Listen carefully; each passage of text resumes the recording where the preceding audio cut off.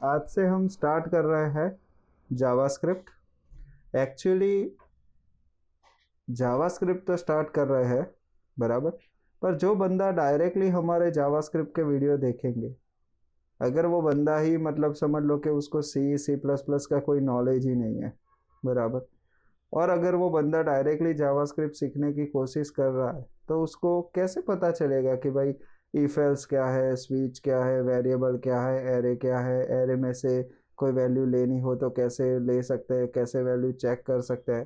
तो let we start सी। ठीक है, मतलब हम क्या करेंगे, ये जो भी मैं वीडियो बनाने जा रहा हूँ वो उस बंदे के लिए है कि जो डायरेक्टली एंगुलर सीखना चाहता है बराबर। मतलब कि उसको कोई भी प्रोग्रामिंग लैंग्वेज जैसे कि PHP या कोई भी प्रोग्रामिंग लैंग्वेज का नॉलेज नहीं है और वो डायरेक्टली स्टार्ट कर रहा है एंगुलर सीखने का, तो उसको सबसे पहले सी का नॉलेज होना चाहिए, वो भी डीप लेवल से तक होना चाहिए बराबर। तो डीप लेवल तक सी का नॉलेज हम पहले सीखने के लिए हम क्या करेंगे, जावास्क्रिप्ट सीखेंगे।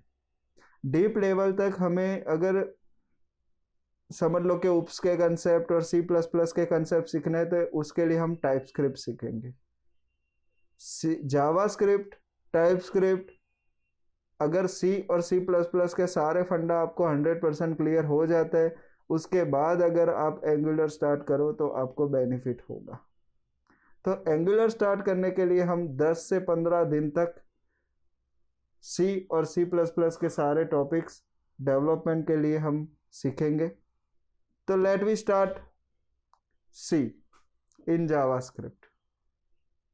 आज तक ये पहला कॉम्बिनेशन होगा कि जो सी के फंडा को जावास्क्रिप्ट में क्लियर करवा रहा होगा। तो पहले तो जावास्क्रिप्ट क्या है, जावास्क्रिप्ट क्यों यूज करते हैं, सर्वर साइड क्या है, क्लाइंट साइड क्या है, वो चीज हमें पता होनी चाहिए। तो समझ लो कि मैं एक जो हमने HTML टैग सीखा था उसी HTML टैग में हमने फॉर्म टैग सीखना बाकी रह गया था बराबर। तो हम फॉर्म टैग इधर मैं आपको एक रिप्रेजेंट करूंगा, एक एग्जांपल, और उसी के साथ जावास्क्रिप्ट का भी एक छोटा सा टॉपिक लेके मैं आपको दिखाऊंगा कि what is JavaScript and what is Java. Maximum public को अभी तक ये भी क्लियर नहीं होगा कि जावास्क्रिप्ट और जावा के बीच में डिफरेंस क्या है। तो मैं आपको प्रैक्टिकली जावास्क्रिप्ट और जावा के बीच में क्या डिफरेंस है वो मैं प्रैक्टिकली दिखाऊं तो आपको ज़्यादा से ज़्यादा पता चलेगा। तो आइए हम स्टार्ट करते हैं।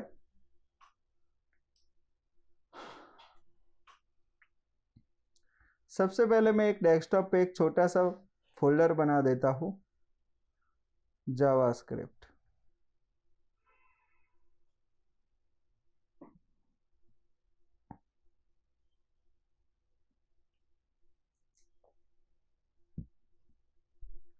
अब देखो एक सिंपल सी बात समझो, जावास्क्रिप्ट क्या है, जावास्क्रिप्ट कब यूज होगा, टाइपस्क्रिप्ट क्या है, टाइपस्क्रिप्ट कब यूज होगा, एंगुलर क्या है, एंगुलर कब यूज होगा। आपको अगर बेसिकली पता ही नहीं है कि what is Angular, why we use Angular बराबर, तो मैं आपको ये बात बता देना चाहता हूं कि जावास्क्रिप्ट क्यों आया, टाइपस्क्रिप्ट क्यों आया, एंगुलर क्यों आया, नोड क्यों आया। तो देखो मैं आपको एक सिंपल 5 मिनट में आपको कंसेप्ट समझाऊंगा कि आप कोई भी वेबसाइट ओपन करते हो, लाइक समझ लो कि आपने कोई भी वेबसाइट ओपन कर दी, थीम फॉरेस्ट, ठीक है,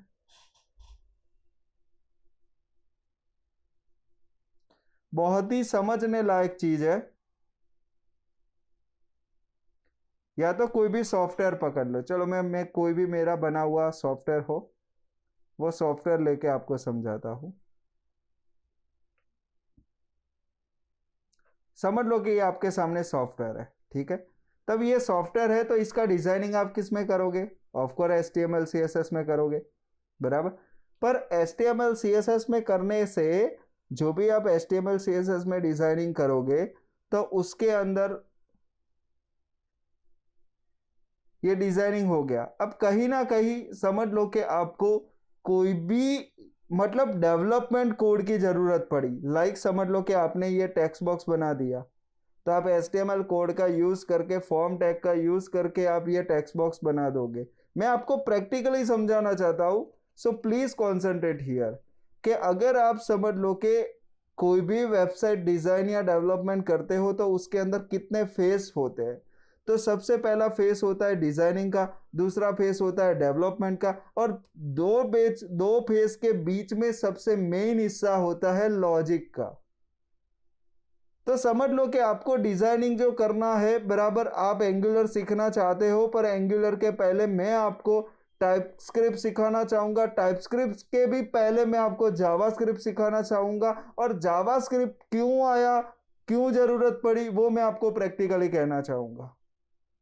तो आज जावास्क्रिप्ट की जरूरत इसके लिए पड़ी है कि अगर आप कोई भी सॉफ्टवेयर बना रहे हो या कोई भी वेबसाइट बना रहे हो, उसके अंदर आपको क्लाइंट साइड किसी भी चीज की जरूरत है, मतलब आपको कोई भी ऑपरेशन क्लाइंट साइड करना है, तो उस क्लाइंट साइड ऑपरेशन करने के लिए आपको जावास्क्रिप्ट की जरूरत पड़ेगी। वो मैं आपको एक एग्जांपल लेके अभी समझा रहा हूं। और सर्वर साइड भी आप ये चीज कर सकते हो, पर सर्वर साइड और क्लाइंट साइड के बीच में डिफरेंस ये होगा कि क्लाइंट साइड अगर मैं वो ऑपरेशन करूंगा तो पेज मेरा रिलोड नहीं होगा, सर्वर साइड अगर मैं वही चीज करने जाऊंगा तो मेरा वो पेज रिलोड होगा, क्योंकि सर्वर साइड जाने के लिए वो सर्वर में वो चीज चेक करने जाएगा, और सर्वर चेक करेगा, चेक करने के बाद वो वापस उसी पेज पे रिडायरेक्ट करेगा, तो वो पेज रिफ्रेश हो जाएगा। समझ रहे हो? अगर मैं वही चीज क्लाइंट साइड कर रहा हूं तो वो रिक्वेस्ट और रिस्पॉन्स क्या होगा, क्लाइंट साइड ही रिक्वेस्ट और रिस्पॉन्स लेगा, और रिक्वेस्ट भी क्लाइंट साइड होगी और रिस्पॉन्स भी उसका क्लाइंट साइड ही होगा। तो अगर आप समझना चाहो कि भाई जावास्क्रिप्ट और जावा के बीच में डिफरेंस क्या है, जावास्क्रिप्ट क्यों जरूरत पड़ी, तो आज मैं आपको बेसिकली 2 मिनट में पहले पूरी स्टोरी समझाता हूं। मैंने जैसे HTML स्टार्ट किया था तब मैंने आपको एक स्टोरी समझाई थी कि डिजाइनिंग पूरा HTML CSS में होता है, GUI पोर्शन पूरा HTML CSS में होता है, CI लैंग्वेज, C++ आई, जावा आई, PHP आई, मैंने पूरा एक एग्जांपल लेके समझाया था। पर डिजाइनिंग हम फिर भी HTML CSS में करते हैं, ठीक है। अब समझ लो कि आपका डिजाइनिंग पोर्शन हो गया। कोई भी सॉफ्टवेयर आपको बनाना है, समझ लो कि आपने पूरा सॉफ्टवेयर बना दिया। अब पहले जावास्क्रिप्ट थी ही नहीं मार्केट में, तब क्या होता था कि एक्चुअली जावास्क्रिप्ट ना होने के कारण, अगर इसी फॉर्म की मैं बात करूं, मैं सबमिट पे क्लिक करूं और मुझे चेक करना है कि इस टेक्स्ट बॉक्स की वैल्यू खाली है या भरी हुई है। मैं एक बेसिक एग्जांपल जो सबको समझ आए ऐसा लेके आपको समझाता हूं कि व्हाई वी नीड जावास्क्रिप्ट, ठीक है। अब आपको जावास्क्रिप्ट का नॉलेज नहीं है, आपने समझ लो कि ये पूरा सॉफ्टवेयर PHP में बना है या तो जावा में बना है, तो आप क्या करोगे, सबमिट पे क्लिक करने पे उस पेज, मतलब सर्वर साइड जो भी सर्वलेट, अगर जावा में बना रहे हो तो आप सर्वलेट पे वैल्यू लेके जाओगे, या PHP में किसी दूसरे PHP पेज पे लेकर जाओगे, दूसरे PHP पेज में उसकी वैल्यू गेट करोगे, उस वैल्यू को आप चेक करोगे कि वो वैल्यू नल है कि नहीं। अगर नल नहीं है तब तो आगे बढ़ना है, अगर नल है तो आप क्या करोगे, वापस उस पेज पे, मतलब जो फर्स्ट पेज है उस पे रिडायरेक्ट करोगे। तो ये पूरी जो रिक्वेस्ट और रिस्पॉन्स था वो सर्वर साइड हो गया, क्योंकि वो पूरी रिक्वेस्ट सर्वर साइड जाती है, रिस्पॉन्स सर्वर साइड से आता है, तो इसमें क्या होगा, लोडिंग बढ़ जाता है। इसलिए उन्होंने क्या सोचा, जो भी लैंग्वेज जावास्क्रिप्ट निकाली उन्होंने क्या सोचा कि इसमें यार ये लोचा लग रहा है, मतलब कि आज पेज की रिक्वेस्ट जा रही है, रिटर्न पे रिस्पॉन्स आने के लिए थोड़ा टाइम लग जाता है, तो इसका सॉल्यूशंस क्या। तो इसका सॉल्यूशंस करने के लिए उन्होंने जावास्क्रिप्ट जैसी लैंग्वेज निकाली कि जो टोटली क्लाइंट साइड है, जिसके रिक्वेस्ट भी क्लाइंट साइड है और उसका रिस्पॉन्स भी क्लाइंट साइड है, जिसमें पेज रिलोड भी नहीं होगा। विदाउट पेज रिलोड, रिक्वेस्ट और रिस्पॉन्स जो क्लाइंट साइड देता है उसी का नाम जावास्क्रिप्ट। सर्वर के साइड इंटरेक्ट नहीं हो रहा है, समझो, उसी का नाम जावास्क्रिप्ट। मैं जैसे ही वो टाइपस्क्रिप्ट चालू करूंगा मैं आपको टाइपस्क्रिप्ट का भी कंसेप्ट समझाऊंगा कि क्यों जरूरत पड़ी। एंगुलर चालू करूंगा तो एंगुलर का भी कंसेप्ट समझाऊंगा कि हम एंगुलर क्यों सीखेंगे, एंगुलर की क्यों जरूरत पड़ी। पर फिलहाल हमारा HTML खत्म होने के बाद बस जावास्क्रिप्ट हम क्यों सीख रहे हैं वो मैं आपको सिखाना चाहता हूं कि जावास्क्रिप्ट हम क्यों सीख रहे हैं। तो जावास्क्रिप्ट पर्टिकुलर क्लाइंट साइड और क्लाइंट साइड रिक्वेस्ट और क्लाइंट साइड रिस्पॉन्स हमें देता है विदाउट पेज रिलोड, ताकि सारे ऑपरेशंस हम क्या है इजीली कर सकते हैं। उसके लिए हम जावास्क्रिप्ट यूज करें तो सबसे बेटर रहेगा।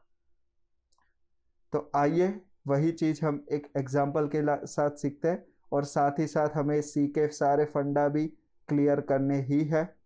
अब मैं आपको सबसे पहले HTML की फॉर्म टैग सिखा देता हूं। फॉर्म टैग क्या है? जैसे HTML की सारी टैग सीखी उसी तरीके से फॉर्म टैग है। फॉर्म टैग के अंदर ये जो भी हम देख रहे हैं उसको टेक्स्ट बॉक्स बोलते हैं। तो वो टेक्स्ट बॉक्स कैसे बनता है? तो उसके लिए HTML की टैग है इनपुट टैग, जिसके अंदर हमें टाइप लिखना होता है, जिसके अंदर हमें नेम लिखना होता है, जिसके अंदर हमें ID लिखनी होती है। बराबर। टाइप क्या है, नाम क्या है, ID क्या है, मैं आपको प्रैक्टिकली समझाता हूँ। उसका एक एक चीज का प्रैक्टिकल एग्जाम्पल लेके समझा रहा हूँ। Input type equal to text, मतलब हमें टेक्स्ट बॉक्स चाहिए, इसलिए मैंने इधर टाइप इक्वल टू टेक्स्ट लिया। हम नाम क्यों देंगे, ID क्यों देंगे? मैंने आपको बताया ही था कि ID हमेशा यूनिक होती है और क्लास हमेशा यूनिक नहीं होता है। क्लास हम पर्टिकुलर CSS के लिए इतने दिन से यूज कर रहे थे, राइट। आज हम ID का भी यूज देखेंगे और ID का पर्टिकुलर यूज हम इधर CSS देने के लिए नहीं करेंगे। पर्टिकुलर किसी भी HTML टैग को आइडेंटिफाई करना हो, आज समझ लो कि आप किसी कंपनी में जॉब कर रहे हो तो उधर वर्कर तो सभी को वर्कर ही बोला जाता है। समझ लो कि 10 वर्कर है तो सभी 10 वर्कर को हम वर्कर ही बोलेंगे। पर पर्टिकुलर किसी वर्कर को बुलाना होगा तो या तो हम उसको नाम देंगे या तो उसको एक ID देंगे। तो ये ID का मतलब आप समझ लो और नाम का मतलब भी आप समझ सकते हो। कि समझ लो कि मैंने इधर इनपुट टाइप का टू टेक्स्ट 3 लिए। जैसे मैं इस पेज को रन करूंगा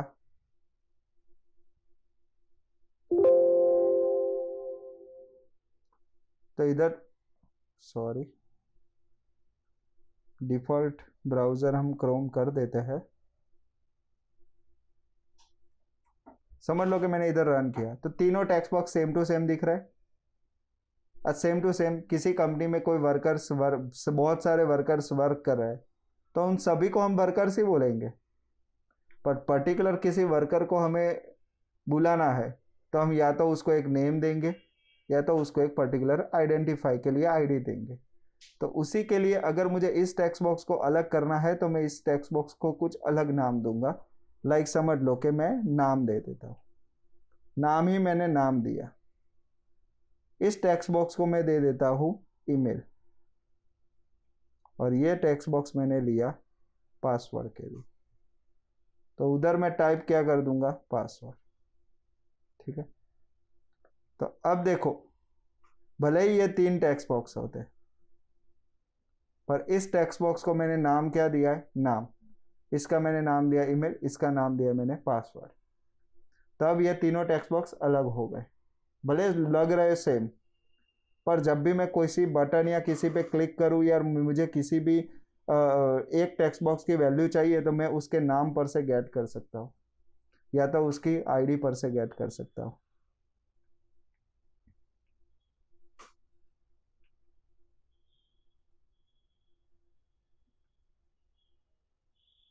इज इट क्लियर? अब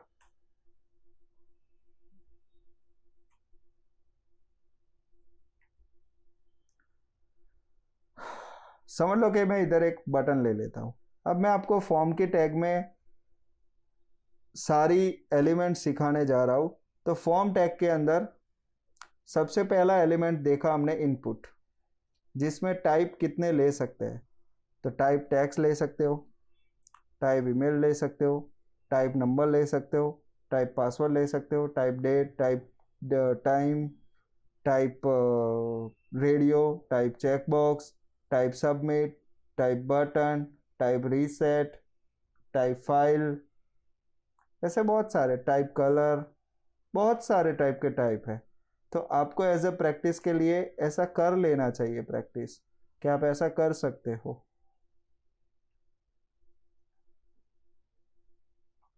मैं इधर क्लिक करूंगा, कलर बॉक्स खुल जाएगा। अगर मैं टाइप कर टू डेट दूंगा तो डेट पिकर आ जाएगा। टाइप कर टू पासवर्ड लिया तो देखो इसमें पासवर्ड ही लिखा जाएगा। तो कहने का पर्पस ये है कि इनपुट के, अगर आप सिर्फ इनपुट लिखोगे तो बाय डिफॉल्ट टेक्स्ट बॉक्स बन के आएगा। इनपुट में बाय डिफॉल्ट वो लेता है टाइप टेक्स्ट, जो हमें लिखने देता है।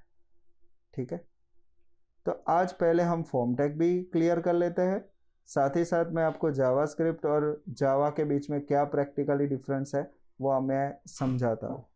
ठीक है, समझ लो कि मैंने इधर इनपुट टाइप कर टू टेक्स्ट लिया, 3 टेक्स्ट बॉक्स लिए। मैं ये कलर वाली चीज निकाल देता हूँ फिलहाल। ओके, अब मैंने जैसे समझाया आपको कि मुझे इधर बटन लेना है, तो टोटल बटन कितने टाइप के हैं?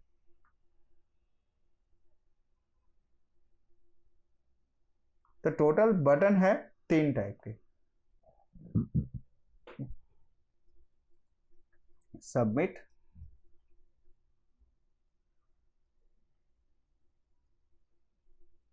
Reset and button. अब तीनों के बीच में डिफरेंस क्या है वो मैं आपको आज प्रैक्टिकली दिखाऊंगा।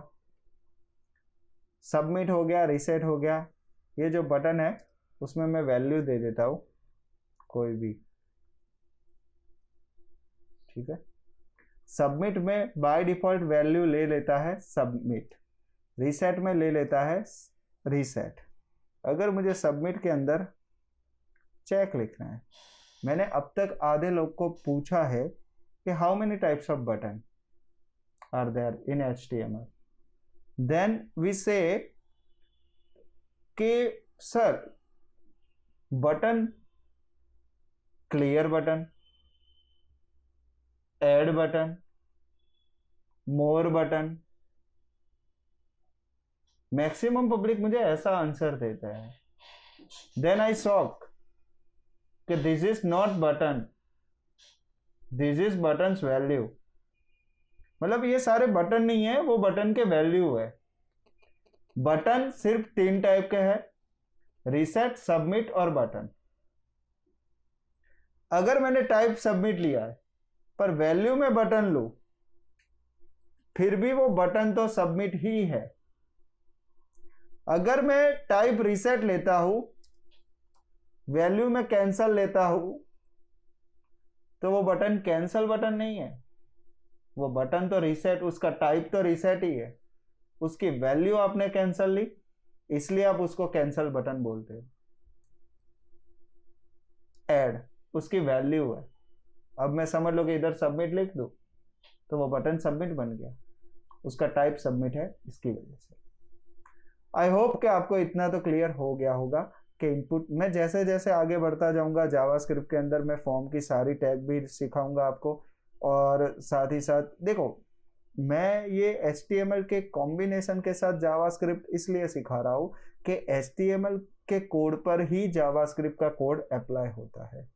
हम जो भी एंगुलर सीखने वाले हैं वो किसके लिए सीखने वाले हैं? फ्रंट एंड जो रिक्वेस्ट और रिस्पॉन्स जो अनसिक्योर है उसके लिए हम एंगुलर सीखने वाले हैं, टाइपस्क्रिप्ट सीखने वाले हैं।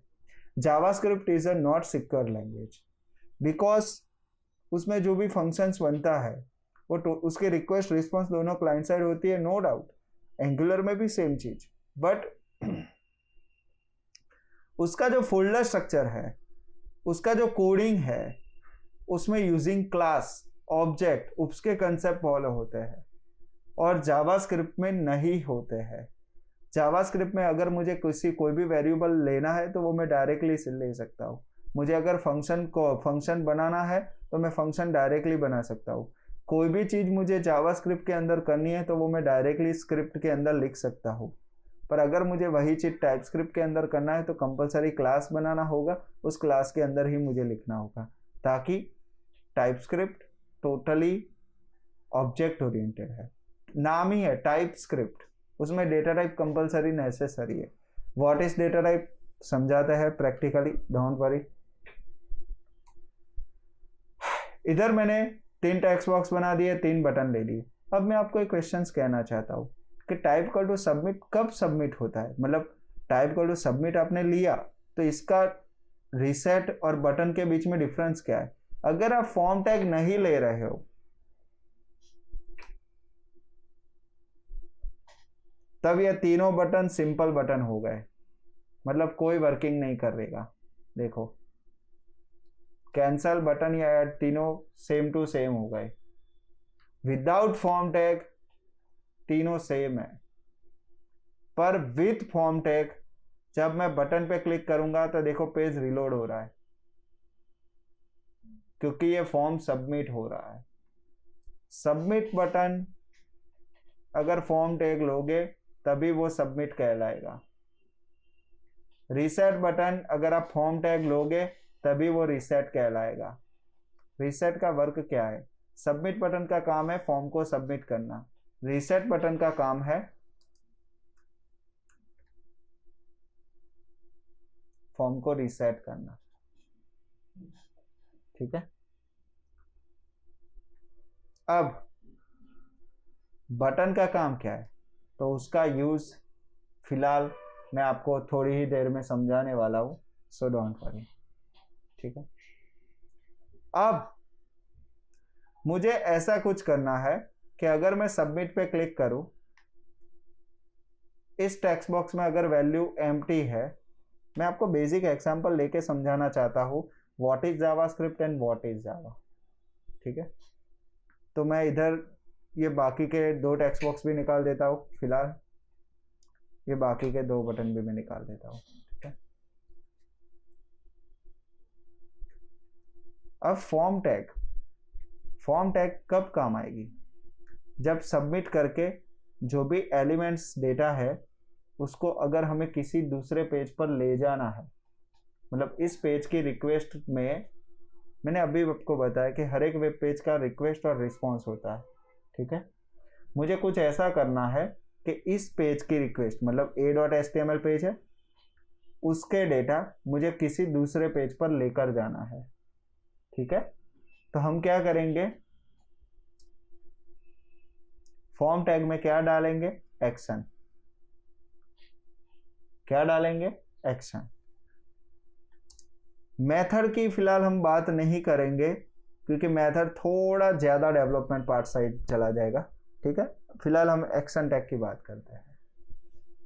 b.html।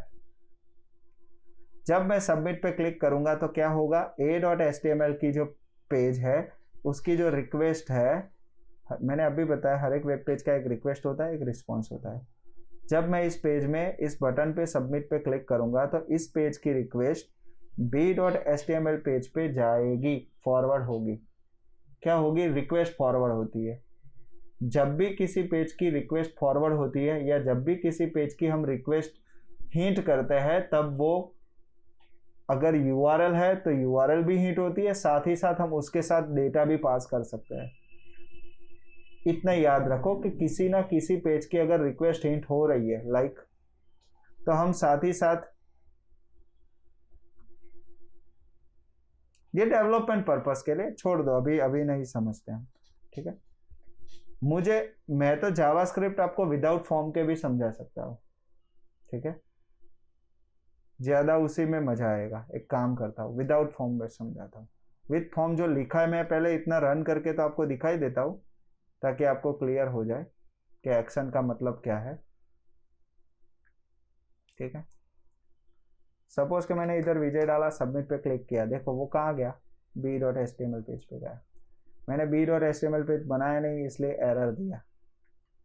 अब ध्यान से समझो, जावास्क्रिप्ट और जावा के बीच में जो हम विथ एग्जांपल डेटा मतलब कंसेप्ट समझना चाहते हैं, तो देखो ये जो फॉर्म है हमारा, जब मैंने सबमिट पे क्लिक किया तो इस पेज की रिक्वेस्ट कहाँ फॉरवर्ड हुई, b.html पेज पे।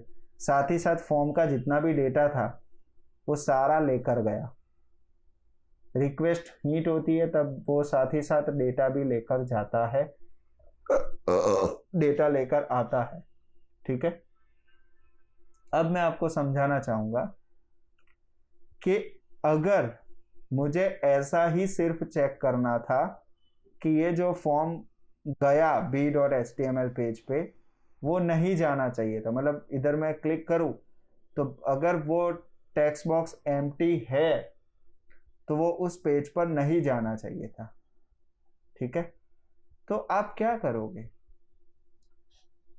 आपको अगर जावास्क्रिप्ट का नॉलेज नहीं है, अगर आपको जावा का नॉलेज है, तो आप क्या करोगे? सबमिट पे क्लिक करने पे आप सर्वर साइड जो भी पेज बनाते हो, लाइक PHP पेज या JSP पेज या सर्वलेट या पाइथन का, कि कोई भी सर्वर साइड जो लैंग्वेज है, बराबर, क्या करोगे? सबमिट पे क्लिक करने पे आप उस पेज पर रिडायरेक्ट करोगे। इधर क्या एक्शन में क्या लिखोगे? सर्वर साइड पेज का नाम। तब क्या होगा? डेटा तो जाएगा ही, जैसे अभी जा रहा है वैसे उसमें भी जाएगा, पर एक्चुअली होगा क्या? वो पूरा पेज रिलोड होगा। अभी की मैं बात करूं, जब मैं इस पे सबमिट पे क्लिक करता हूं तो देखो b.html पेज पे URL भी हिट हो रहा है। ठीक है, सर्वर साइड जाएगा, सर्वर साइड उसकी वैल्यू गेट होगी, उधर हम कंडीशन लगाएंगे कि अगर उस टेक्स्ट बॉक्स की वैल्यू, पहले तो उस टेक्स्ट बॉक्स की वैल्यू गेट करेंगे। डिफरेंट लैंग्वेज में डिफरेंट होता है कंसेप्ट। ठीक है, तो हम डिफरेंट तरीके से वैल्यू गेट करेंगे, उसके बाद उसकी वैल्यू चेक करेंगे कि ये वैल्यू नल है कि नहीं, एम्प्टी है कि नहीं। अगर एम्प्टी है तो हम वापस इस पेज पर रिडायरेक्ट कर देंगे। तो एक्चुअली इसमें प्रॉब्लम क्या होगा? सर्वर साइड लैंग्वेज में पेज पूरा रिलोड होगा। अब इतनी छोटी सी चीज करने के लिए हमें पूरा पेज रिलोड करने की जरूरत नहीं है। हमारी जो रिक्वेस्ट है वो सर्वर साइड भेजने की जरूरत ही नहीं है। हमारी ये रिक्वेस्ट क्लाइंट साइड ही, और रिस्पॉन्स भी हमें क्लाइंट साइड ही मिल जाए ताकि हमारा पेज रिलोड ही ना हो। तो उसके लिए हमें क्या करना पड़ेगा?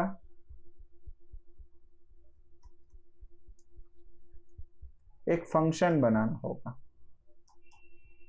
अब देखो, मैंने आपको बताया था कि जब जो बंदा फर्स्ट टाइम की मैं बात कर रहा हूं कि उसको सिर्फ समझ लो कि वो 10th या 11th में है, अब उसको जावास्क्रिप्ट का कोई नॉलेज ही नहीं है। टाइपस्क्रिप्ट और एंगुलर तो बहुत दूर की बात है, वो डायरेक्टली एंगुलर सीखना चाहता है। ठीक है, अगर वो, मैं अभी बोल दूं कि मैं तो इधर 2 मिनट में लिख दूंगा कि एक फंक्शन बना के उधर कॉल करूंगा वगैरह वगैरह, कंडीशन चेक कर लूंगा, बराबर, पर मैं आपको सिंपल और सोबर भाषा में समझाना चाहता हूँ। मैंने अभी देखो आपको टाइप सर्वर साइड और क्लाइंट साइड के बीच में आपको प्रैक्टिकली डिफरेंस तो समझाया। आई होप कि मैं ये पूरा एग्जांपल अभी का अभी आपको समझा भी ना पाऊँ, क्योंकि मुझे पहले आपको सी के फंडा क्लियर करवाने हैं। अब इधर मैं जो फंक्शन बनाने जा रहा हूँ, ठीक है, कि जावास्क्रिप्ट में जो फंक्शन बनाऊंगा उसको मैं इधर इस बटन पे क्लिक करने पे कॉल करूंगा। उस बटन में कॉल करने के टाइम इस मतलब फंक्शन में मैं इस टेक्स्ट बॉक्स की वैल्यू गेट करूंगा। उस वैल्यू को मैं कंडीशन लगाकर चेक करूंगा, अगर एम्प्टी है तो मैं कोई मैसेज दे दूंगा, और अदरवाइज इस पेज पर मैं रिडायरेक्ट करूंगा। तो मैं ऐसा अभी का अभी कर सकता हूँ, पर उसके लिए आपको सी के फंडा के लिए मुझे आपको सबसे पहला क्वेश्चन, जो सबसे पहला टॉपिक है, जो बेसिक टॉपिक है, डेटा टाइप। आज समझ लो कि आज मुझे, मैं इधर की बात करूं कि आज मैं ये सबमिट पे क्लिक करने पे ये जो भी टेक्स्ट बॉक्स है उस टेक्स्ट बॉक्स की मुझे वैल्यू चाहिए, तो मैं किसी ना किसी तो वेरिएबल में स्टोर करूंगा ना, मैं किसी ना किसी वेरिएबल में स्टोर करूंगा ना। तो व्हाट इज वेरिएबल? मैं आपको कोई भी चीज है ना एकदम बारीकाई से समझाना चाहता हूँ, बारीकाई से सिखाना चाहता हूँ। What is data type, why we use data type, हमें डेटा टाइप की जरूरत क्यों पड़ी, हम कोई ना कोई वेरिएबल क्यों यूज करेंगे। तो मैं आज आपको एक सिंपल सोबर प्रैक्टिकल लेके इधर समझाता हूँ वेरिएबल की जरूरत क्यों पड़ी। मैं आपको, आई होप कि मैं समझा पाऊँ आपको अच्छी तरीके से। ठीक है, अगर आप वेरिएबल यूज नहीं कर रहे हैं, ठीक है, आप क्या करोगे, फंक्शन की क्यों जरूरत पड़ी वो भी मैं आपको समझाऊंगा, वेरिएबल की जरूरत क्यों पड़ी वो भी मैं आपको समझाऊंगा, कंडीशन की क्यों जरूरत पड़ी वो भी मैं आपको प्रैक्टिकली समझाऊंगा, ठीक है। समझ लो कि आज मुझे इस वेरिएबल की वैल्यू चाहिए। अगर आप वेरिएबल यूज नहीं कर रहे हैं, डेटा टाइप यूज नहीं कर रहे हैं, बराबर, किसी भी वेरिएबल के अंदर आप वैल्यू स्टोर नहीं कर रहे हैं, तो आप क्या करोगे, कंडीशन में डायरेक्टली वो चीज अगर गेट ही नहीं करोगे तो इफ कंडीशन में आप डालोगे कैसे, पहली चीज। दूसरी चीज, आपको 2 से 3 कंडीशन लगानी है, मतलब आप डेटा को रीयूज ही नहीं कर पाओगे। कैसे, अगर आप किसी ना किसी वेरिएबल के अंदर इस टेक्स्ट बॉक्स की वैल्यू जो भी हो एक्स वाई जेड, कैसे गेट करते हैं वो तो बात की बात है, वो हर एक लैंग्वेज में डिफरेंट डिफरेंट फंडा होता है। फिलहाल हम सी के फंडा के अंदर कंसेप्चुअल क्लियर करेंगे कि इन सी लैंग्वेज हम डेटा टाइप को यूज क्यों करते हैं, मतलब डेटा टाइप की हमें ज़रूरत क्यों पड़ी। मेरा फिलहाल पहला क्वेश्चन क्या है कि हम अगर डेटा टाइप या कोई भी वेरिएबल लेते हैं, वेरिएबल की ज़रूरत क्यों पड़ी, हम वेरिएबल क्यों लेंगे। समझ लो कि आपने ये वेरिएबल नहीं लिया है। अब अगर आपको इधर एक्स वाई जेड को 3 बार प्रिंट करना है, मैं एकदम देसी एग्जांपल लेके समझाता हूँ, ठीक है। तो समझ लो कि एज पर सी आप प्रिंट फंक्शन यूज करोगे, ठीक है। मैं एज पर सी की बात करूं तो आप क्या करोगे, एक्स वाई जेड ऐसे प्रिंट करोगे, दूसरी बार भी ऐसे प्रिंट करोगे।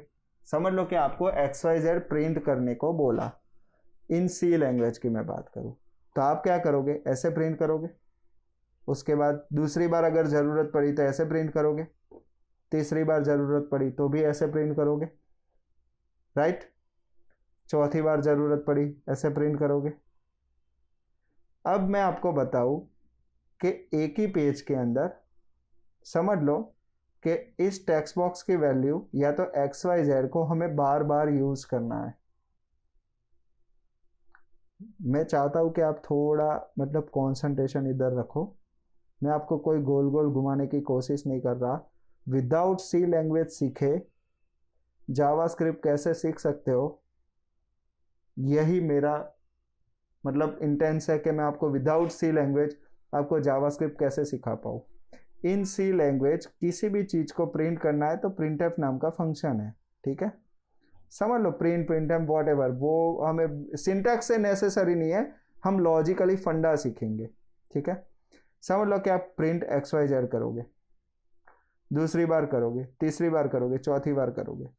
अब ये जो एक्स वाई जेड है मुझे हर बार इधर लिखना पड़ता है, ठीक है, पहली चीज। दूसरी चीज, इधर एक बार मेमोरी अलोकेट हुई एक्स वाई जेड के लिए, इधर दूसरी बार मेमोरी अलोकेट होगी, इधर तीसरी बार मेमोरी अलोकेट होगी, चौथी बार मेमोरी अलोकेट होगी। हर बार जितनी भी एक पेज के अंदर अगर आपको एक्स वाई जेड को प्रिंट करना है तो आपको हर बार एक्स वाई जेड मैन्युअली लिखने जाना पड़ता है। ये पहला ड्रॉबैक हो गया, ये आपका काम बढ़ गया। दूसरा काम आपका ये बढ़ेगा कि आपको एक्स वाई जेड के अंदर चेंज करके कुछ भी एक्स वाई जेड पापा करना है तो आपको हर एक जगह मैन्युअली चेंज करने जाना पड़ेगा। ये दूसरा ड्रॉबैक हो गया। तीसरा ड्रॉबैक ये हो गया कि जितनी बार आप प्रिंट कर रहे हो उतनी बार वो प्रिंट फंक्शन कॉल होगा तो उतनी बार एक्स वाई जेड के लिए वो मेमोरी अलोकेट करता जाएगा। ये तीसरा ड्रॉबैक हो गया, मतलब कहीं आप मेमोरी को भी रीयूज नहीं कर पा रहे हो और ना आप किसी वेरिएबल को रीयूज कर पा रहे हो। जैसे हमने HTML CSS में सीखा था इनलाइन और internal CSS, same to same ये फंडा ऐसा का ऐसा हो गया। इनलाइन CSS में मुझे हर एक टैग के अंदर स्टाइल लिख के वो CSS लिखनी पड़ती थी, उसकी जगह अगर मैं किसी ना किसी एक क्लास के अंदर .a करके उस क्लास के अंदर वो चीज़ डाल दूँ CSS तो मुझे हर जगह सिर्फ वो क्लास ए को ही कॉल करना पड़ेगा। तो सेम फंडा इधर वेरिएबल का है कि हम जो वेर लिखते हैं उसके अंदर हम अगर इस एक्स वाई जेड को स्टोर कर दे तो हमें बेनिफिट क्या मिलेगा। पहली चीज, मेमोरी वन टाइम ही अलोकेट होगी, उसी मेमोरी को आप रीयूज कर पाओगे। दूसरी चीज, अगर एक्स वाई जेड का एक्स वाई जेड पापा करना है तो उसी वेरिएबल में जाके आप अगर एक्स वाई जेड पापा कर दोगे तो वो वेरिएबल पूरे पेज में जहां पर भी यूज हुआ होगा सब जगह ऑटोमेटिकली चेंज हो जाएगा। तीसरी चीज, मेमोरी भी, मतलब दो ही चीज, पर तीसरी तरीके से मैं समझाना चाहूंगा कि इधर मेमोरी भी रीयूज हो रही है और हमारा जो वैल्यू है वो भी रीयूज हो रहा है, और एक जगह चेंज करने से हमें सारी जगह आउटपुट भी मिल जाएगा। तो इसका सॉल्यूशंस करने के लिए in JavaScript, in C, in Java, in PHP, JavaScript की ज़रूरत क्यों पड़ी आपको प्रैक्टिकली धीरे धीरे 100% क्लियर हो जाएगा कि मैं अभी जो कहना चाह रहा था, client side request, client side response, बराबर। पर उसके पहले आपको जावास्क्रिप्ट के अंदर वेरिएबल कैसे लेते हैं, कैसे फंक्शन बनाते हैं, तो वो भी सिंटैक्स भी आपको सीखनी है। साथ ही साथ आपको सी के फंडा भी सीखने हैं कि हम डेटा टाइप टॉपिक क्यों पढ़ रहे हैं, डेटा टाइप की ज़रूरत क्यों पड़ी। तो देखो, इन जावास्क्रिप्ट किसी भी वेरिएबल को हमें डिक्लेयर करना है तो ये हमारा सिंटैक्स है। हमें किसी भी वेरिएबल के आगे क्या लिखना होता है, वेर। लेट भी आता है, वेर भी आता है, बहुत डिफरेंट है, मैं आपको समझाऊंगा, धीरे धीरे धीरे धीरे चलता जाएगा। वेरिएबल का जो भी आपको नाम लिखना हो, वो एपी, एप्पल, बीसी, जो भी आपको वेरिएबल का नाम लिखना है वो आप लिख सकते हो। उसके अंदर आप क्या करोगे, जो भी एक्स वाई जेड आपको प्रिंट एफ करना है वो क्या करोगे, एक वेरिएबल के अंदर उस वैल्यू को आप स्टोर कर दोगे। तो अभी जो दो प्रॉब्लम हो रही थी, मेमोरी मैनेजमेंट और जो डेटा रीयूज का जो आपके सामने प्रॉब्लम हो रहा था, वो दोनों सॉल्व हो गया। किससे, डेटा टाइप वेरिएबल का यूज करने से। मतलब इन सी गिनो, इन जावा गिनो या इन अदर कोई भी लैंग्वेज गिनो, वेरिएबल या डेटा टाइप का यूज करने से हमें बेनिफिट ये होता है कि हमें मेमोरी मैनेजमेंट कर पाते हैं और मेमोरी का रीयूज कर सकते हैं और डेटा का भी रीयूज कर सकते हैं। इधर हमें बेनिफिट क्या हो गया, एक्स वाई जेड मैंने एक वेरिएबल में स्टोर कर दिया, ठीक है। उसी वेरिएबल को मैंने 4 जगह प्रिंट किया। इससे बेनिफिट क्या हुआ, जब ये लाइन एग्जीक्यूट होगी तो एक्स वाई जेड के लिए एक मेमोरी बनेगा, एपी वेरिएबल के अंदर स्टोर होगा। मेमोरी एक बार ही बनी, उसी मेमोरी को आप रीयूज कर रहे हो। जब मेमोरी रीयूज करोगे तो ऑटोमेटिकली उसकी वैल्यू तो यूज होगी। प्लस पॉइंट, अगर आपको एक्स वाई जेड पापा करना है, आप अगर एक जगह चेंज करोगे वो सब जगह ऑटोमेटिकली चेंज भी कर देगा। ये था हमारा डेटा टाइप का टॉपिक। अब हम समझेंगे साथ ही साथ कि ये जो चीज है, अगर इस टेक्स्ट बॉक्स की हमें वैल्यू अगर गेट करनी है इन जावास्क्रिप्ट तो हम कैसे कर सकते हैं। तो HTML और जावास्क्रिप्ट के बीच में कोई तो लिंकअप होना चाहिए ना। अगर मैं सपोज के सबमिट पे क्लिक करूं तब मुझे उसकी वैल्यू चाहिए ना। मतलब मैं क्लिक कर रहा हूं तब कुछ ना कुछ तो जावास्क्रिप्ट का कोड कॉल होना चाहिए। तो ऐसी कौन सी चीज है सी के अंदर कि जो कॉल की जाती है। तो आप अगर गूगल सर्च करोगे या ढूंढोगे तो आपको एक चीज मिलेगी, फंक्शन। वो चीज क्या है, फंक्शन। फंक्शन ही एक ऐसी चीज है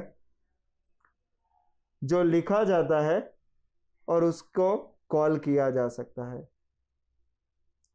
अब मैं आपको एक सिंपल सी बात समझाऊंगा दूसरा यूज़ भी समझाऊंगा फंक्शन का, पर वो धीरे धीरे जैसे जैसे आगे सी के फंडा हम सीखते जाएंगे वैसे वैसे मैं आपको सिखाता जाऊंगा। अभी जैसे मैंने वेरिएबल या डेटा टाइप का कंसेप्ट समझाया, उसी के साथ मैं आपको फंक्शन का भी इन फ्यूचर प्रैक्टिकल पर मतलब यूज़ करके आपको समझाऊंगा कि फंक्शन का ओरिजिनल यूज़ क्या है, फंक्शन क्यों लाए, वगैरह वगैरह। फिलहाल तो मैं आपको फंक्शन इधर डिक्लेयर कर दूंगा और उसको जावास्क्रिप्ट के अंदर ये जो सबमिट बटन है उधर मैं क्लिक भी ऑन क्लिक पे कॉल भी कर रहा हूँ, बराबर।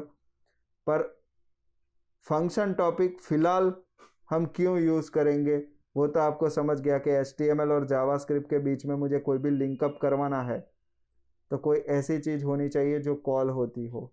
जब बटन पे क्लिक करूँ तब ऐसी कोई चीज़ होनी चाहिए जो कॉल हो। तो मैं विदाउट फॉर्म भी ये चीज़ कर सकता हूँ कि अगर टेक्स्ट बॉक्स की वैल्यू एम्प्टी है कि नहीं है। सादा बटन भी मैं ले सकता हूँ और ये चीज़ कर सकता हूँ। तो HTML कोड और जावास्क्रिप्ट के कोड के बीच में एक कंसेप्ट आएगा फंक्शन। फंक्शन की सिंटैक्स क्या है?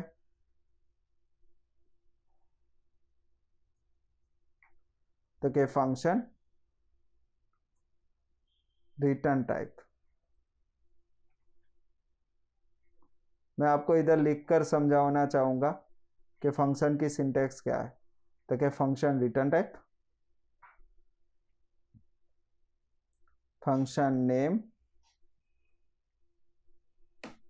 थोड़ा आपको ऑकवर्ड लग रहा होगा, थोड़ा हार्ड लगेगा, पर डेली जैसे यूज़ होता जाएगा आपको कंसेप्ट क्लियर होता जाएगा। प्लीज़ आप मेरे सारे वीडियोस देखते रहो, आपको 100% without C plus plus any other language सीखे हुए मैं आपको एंगुलर सिखा सकता हूँ। फंक्शन नेम, आर्ग्यूमेंट्स, ये जो लिख रहा हूँ वो मैं आपको प्रैक्टिकली एग्जाम्पल के साथ भी समझाऊंगा।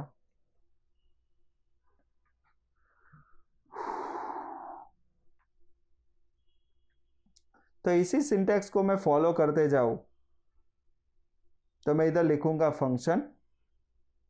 अब आपने सर बोला था कि इधर तो फंक्शन है, उसके बाद फंक्शन का नाम है, उसके बाद आर्ग्यूमेंट है और उसके बाद कर्ली ब्रैकेट में बॉडी पार्ट है। ठीक है, ऐसा कुछ है। तो इधर सर आप रिटर्न टाइप तो नहीं लिख रहे, इधर कुछ ऐसा लिखा है फंक्शन रिटर्न टाइप। तो डियर इन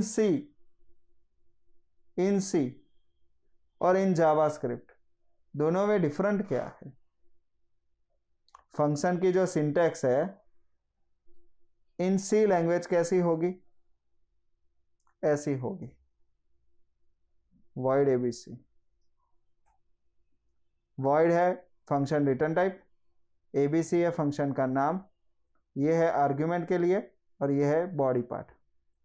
इन जावास्क्रिप्ट यही फंक्शन मैं कैसे बनाऊंगा? ऐसे। अब दोनों के बीच में आपको डिफरेंस क्या लग रहा है? मैंने इधर फंक्शन लिखा है, इधर मैंने रिटर्न टाइप लिखा है, मतलब ये डेटा टाइप है। इंटीजर लिख सकता हूँ, मतलब जो भी डेटा टाइप है वो लिख सकता हूँ। अब आपने ये देखा कि अभी मैंने जो इसके आगे जो प्रोग्राम किया था XYZ के लिए, अगर वही चीज़ मुझे एज ए जावा या किसी अदर लैंग्वेज प्रोग्रामिंग के लिए मुझे करनी होती तो मैं जो ए वेरिएबल है जिसके अंदर मैं XYZ स्टोर कर रहा हूँ तो उसके आगे मुझे पर्टिकुलर डेटा टाइप रिप्रेजेंट करना होता है। मतलब मुझे डेटा टाइप देना पड़ेगा कि वो किस टाइप का मैं डेटा ले रहा हूँ। न्यूमेरिक ले रहा हूँ तो उसके लिए मुझे इंटीजर लिखना होता है, मैं पॉइंट वाली वैल्यू लूँगा तो उसके लिए मुझे फ्लोट लिखना होता है, अगर मैं वर्ड लिख रहा हूँ तो उसके लिए मैं स्ट्रिंग लिखूँगा, अगर मुझे सिंगल कैरेक्टर चाहिए तो मैं कैरेक्टर लिखूँगा। जैसे जैसे आगे बढ़ते जाएंगे, जैसे जैसे हम एडवांस मतलब लेवल पे जाएंगे, नोड जेएस या उस पे जाएंगे, जब डेटाबेस कनेक्शन का कंसेप्ट आएगा तब तो हमें सीखना ही है सारे डेटा टाइप, पर अभी सीखने की ज़रूरत नहीं है। बिकॉज इन जावास्क्रिप्ट वही तो है डेटा टाइप नहीं है। टाइपस्क्रिप्ट आने का पर्पस ही क्यों, एंगुलर आने का पर्पस ही क्यों, फ्रंट एंड को हम क्यों सिक्योर करेंगे, हम क्यों जावास्क्रिप्ट के कोड को सिक्योर करेंगे? बिकॉज डेटा टाइप नहीं है। Without class, without data type कोई भी कोड सिक्योर नहीं हो सकता। अभी मैंने जो वेरिएबल लिया था एक्स वाई जेड, मतलब जिसमें मैंने where A is equal to X Y Z लिखा था, तो उधर मैं कोई भी डेटा टाइप रिप्रेजेंट कर रहा हूं? नहीं कर रहा। मैं उधर क्या लिख रहा हूं? वेयर। जब डेटा टाइप ही नहीं है तो फंक्शन के सिंटैक्स में इधर रिटर्न टाइप, मतलब मैं डेटा टाइप कैसे लिखूंगा? इसीलिए जावास्क्रिप्ट के अंदर सिंटैक्स कुछ ऐसी है, फंक्शन मतलब फंक्शन एक कीवर्ड लिखो, फंक्शन का नाम लिखो, आर्ग्यूमेंट और फंक्शन का body part. Because in C data type is there, here no data type in JavaScript.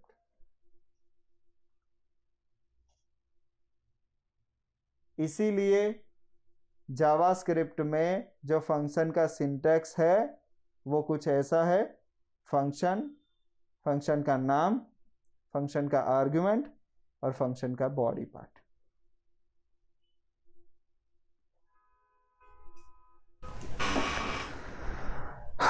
अब मुझे इस फंक्शन को कॉल करना है। कब कॉल करना है? इस बटन के क्लिक इवेंट पे। तो जावास्क्रिप्ट हमें देता है इवेंट्स।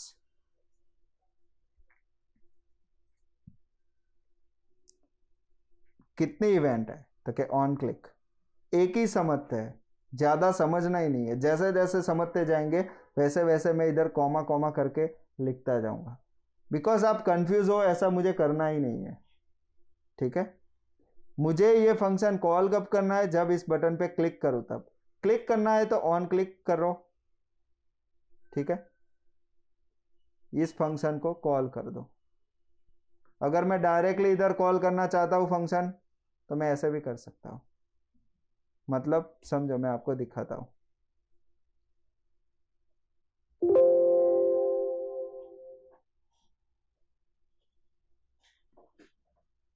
स्क्रिप्ट फंक्शन एबीसी, मैं कुछ भी अलर्ट करना चाहता हूं। What is alert? मैं आपको प्रैक्टिकल करके दिखाता हूं। अलर्ट हल, इस पेज को मैं रन करता हूं। कुछ आउटपुट आया? नहीं आया। क्योंकि देखो, मैं आपको वो भी समझाना चाहूंगा कि मैं आपको फंक्शन नेक्स्ट लेक्चर में और ही डिप में समझाऊंगा। रिटर्न टाइप वाला फंक्शन, आर्ग्यूमेंट वाला फंक्शन क्यों जरूरत पड़ी है, बहुत ही अच्छी तरीके से प्रैक्टिकली समझाने वाला हूं। क्योंकि एक सिंपल सी बात समझो कि आपको सी का नॉलेज नहीं है, तो मुझे सी, जावास्क्रिप्ट की भाषा में सी के सारे फंडा आपको प्रैक्टिकली क्लियर करवाने पड़ेंगे। अभी आप इतना याद रखो, फंक्शन का सिंटैक्स क्या है, फंक्शन किसके लिए जरूरत पड़ती है, बराबर। फंक्शन एडवांस लेवल में हम नेक्स्ट लेक्चर में देखने ही वाले हैं। इतना याद रखो कि फंक्शन बनाने से कोई फायदा नहीं होता। फंक्शन को जब हम कॉल करते हैं तभी उसका हम फायदा उठा सकते हैं। समझ लो कि मैंने इधर इस फंक्शन के अंदर अलर्ट किया है। व्हाट इज अलर्ट, वो अभी आपको प्रैक्टिकली दिखेगा। अगर मैं इस फंक्शन को कॉल करूंगा तब ये फंक्शन कॉल होगा। आज मैंने जैसे कि सिंपल समझ लो कि डेटा टाइप में मैंने A is equal to X Y Z ले लिया, where A is equal to X Y Z ले लिया। अब मैं ए को प्रिंट ही नहीं कर रहा या ए का यूज ही नहीं कर रहा, तो वो वेरिएबल लेने का फायदा क्या? कोई फायदा नहीं। कोई भी चीज, अगर आप कार ले रहे हो पर उसको चला ही नहीं रहे हो, तो उसका फायदा क्या? कोई भी चीज जब यूज में आएगी तभी उसका फायदा होगा। It is alert. अलर्ट मतलब ये एक बॉक्स है। मैं है ना, जो चीज हम सी के अंदर प्रिंट फंक्शन यूज करते थे वही चीज मैं आपको इधर अलर्ट का यूज करके समझाऊंगा, ताकि आपको प्रैक्टिकली पता चले। देखो, अभी जो फंडा हमने समझा था ना, वेरिएबल वाला, वही फंडा मैं आपको इधर दिखाता हूँ कि अगर मैं इधर प्रिंट की जगह, अब इतना याद रखो कि मैं प्रिंट की जगह इधर सारी चीज अलर्ट लिख के समझाऊंगा। मैंने इधर अलर्ट हेलो लिखा, मुझे 3 बार जरूरत है, एक बार आ गया, दूसरी बार आ गया, तीसरी बार आ गया। अब इधर क्या होगा, 3 बार मेमोरी एलोकेट होगी। ठीक है, अगर मुझे हेलो की जगह हेलो पापा तीनों बार करना है तो मुझे तीनों जगह चेंज करना पड़ेगा। इसका सॉल्यूशंस क्या, तो वेर डेटा टाइप, इसीलिए तो हम डेटा टाइप यूज करेंगे कि एक वेरिएबल ले लो, उसके अंदर वैल्यू डाल दो, ताकि मेमोरी भी एक बार अलोकेट हो और उस मेमोरी को भी रीयूज कर सकूं, उस वैल्यू को भी रीयूज कर सकूं। Is it clear? Data type की जरूरत क्यों पड़ी? फंक्शन के सिंटैक्स में डेटा टाइप क्यों नहीं है, तो कि जावास्क्रिप्ट में डेटा टाइप ही नहीं है। डेटा टाइप सीखना ही हमें, कितने टाइप के हैं वो सीखना ही है। ठीक है, फंक्शन की सिंटैक्स हमने अब भी देखी।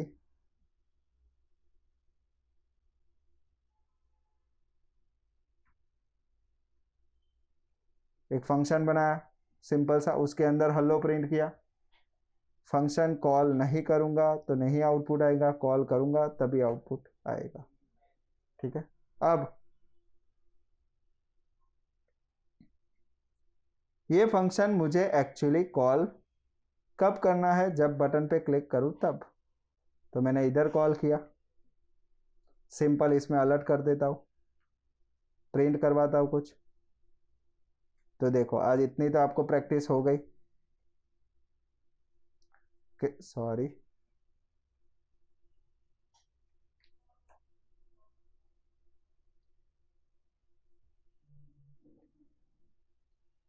इस बटन पे क्लिक करूंगा तब ये फंक्शन कॉल होगा, हो रहा है।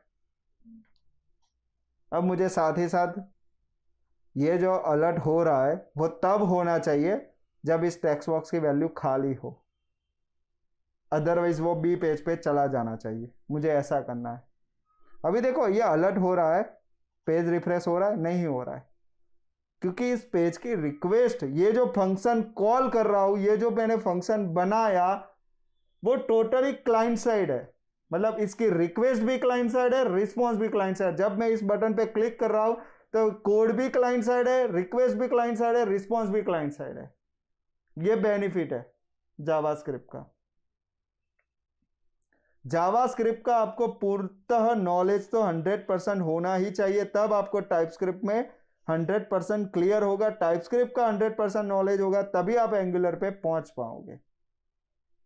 मैं बार बार एक ही चीज दोहरा रहा हूं, without C plus plus Angular सीखना है। पहले जावास्क्रिप्ट का नॉलेज, उसके बाद टाइपस्क्रिप्ट, उसके बाद ही हम एंगुलर पर पहुंच पाएंगे।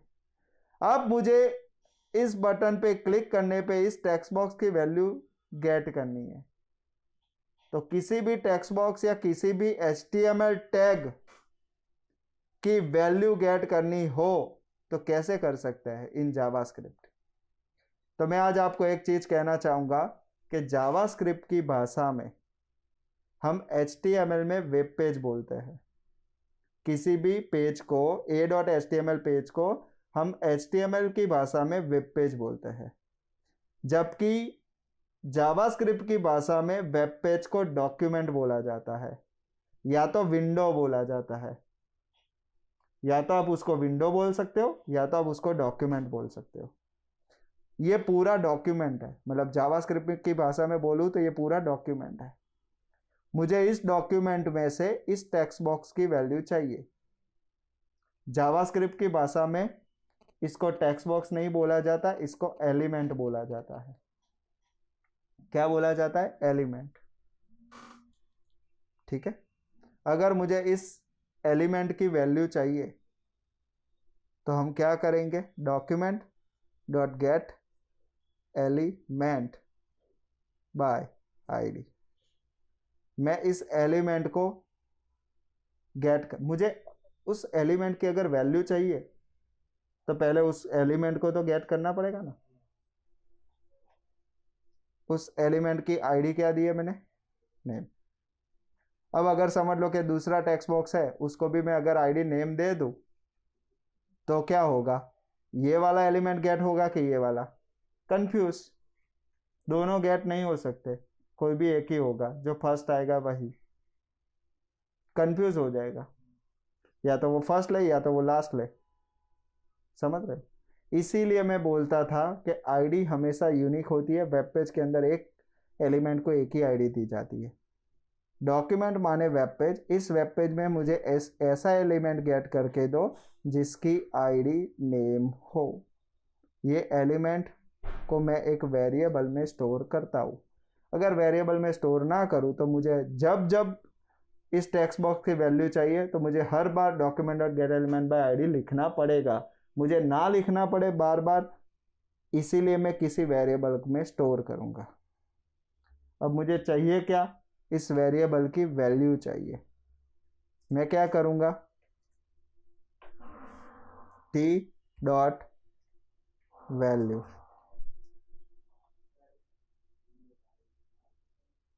ये क्या हो गया, इसमें मुझे क्या मिला, एलिमेंट। एलिमेंट मतलब मुझे पूरा टेक्स्ट बॉक्स मिल गया, ये पूरा टेक्स्ट बॉक्स इधर आ गया, समझ लो। उस टेक्स्ट बॉक्स, वो टेक्स्ट बॉक्स चाहिए हमें? नहीं, हमें तो क्या चेक करना है भाई, खाली है कि नहीं, क्या टेक्स्ट बॉक्स की वैल्यू। तो उसके लिए कंडीशन लगानी पड़ेगी। कंडीशन किस में लिखी जाती है, इफ एल्स में। तो मुझे आपको इफ एल्स भी टॉपिक सिखाना रहेगा।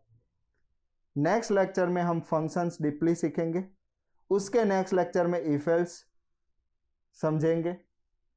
आज आपको data type I hope clear हो गया होगा, फॉर्म टैग क्या है क्लियर हो गया होगा, और फंक्शन कैसे कॉल करते हैं वो क्लियर हो गया होगा। मैं आपको बस आज तो डिफरेंस ही समझा रहा हूँ, बाकी ये चीज़ धीरे धीरे डीपली समझेंगे हम। अगर अलर्ट मतलब कब करना है कि इसकी वैल्यू अगर नल हो, प्लीज ऐड वैल्यू। अगर फिल करके कोई मैसेज नहीं आएगा। कहने का पर्पस यही है, मैं आपको बस आज के इंट्रोडक्शन लेक्चर में क्लाइंट साइड और सर्वर साइड के बीच में डिफरेंस क्या है वही समझाना चाहता हूँ। आई होप कि आपको ये थोड़ा सा कोड समझ ना आया हो, क्योंकि आपके लिए पूरा नया है। इफ एल्स क्या है, स्विच क्या है, फंक्शंस क्या है, मैं आपको प्रैक्टिकली समझाता जाऊंगा विथ सी के फंडा और विथ डीप लेवल तक। आप टेंशन मत लो, मैं आपको बहुत ही अच्छी तरीके से समझाऊंगा, ठीक है। पर क्लाइंट साइड और सर्वर साइड इतना तो आपको 100% क्लियर हो ही जाना चाहिए कि इधर पेज रिलोड नहीं हो रहा है। देखो, वैल्यू चेक करने के लिए वैल्यू चेक भी हो रही है और रिस्पॉन्स भी हमें क्लाइंट साइड ही मिल रहा है, ठीक है।